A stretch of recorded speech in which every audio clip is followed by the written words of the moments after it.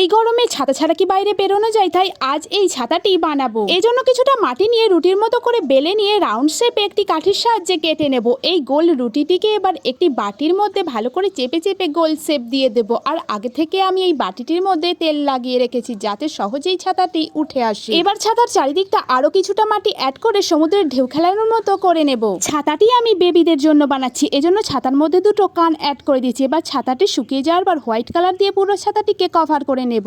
এবার ছাতার মাথার অংশটা আকাশি কালার দিয়ে কভার করে নেব আর বানিয়ে রাখা কানের মাঝখানগুলো পিঙ্ক কালার করে নেব আর সাথে ছাতার বর্ডার গুলোও পিঙ্ক কালার করে নেব। বেবিদের জন্য বানানো ছাতার মাথায় এবার একটা কিউট টেডির ফেস এঁকে নেব। টেডিটি ঠোঁটটিও আমি পিঙ্ক কালার রেখেছি আর গালে পিঙ্ক কালারের ব্লাশার দিয়ে দিয়েছি কিছুটা। সবশেষে ছাতার স্টিকটাও এবার কালার করে নেব। গ্রীষ্ম বর্ষা ছাতাই ভরসা। বন্ধুরা, ছাতাটি ভালো লাগলে একটি লাইক করে দিয়ে চ্যানেলটি সাবস্ক্রাইব করে দিও। তো আজ এই পর্যন্তই, দেখাবেন নেক্সট ব্লগে। আজ টাটা।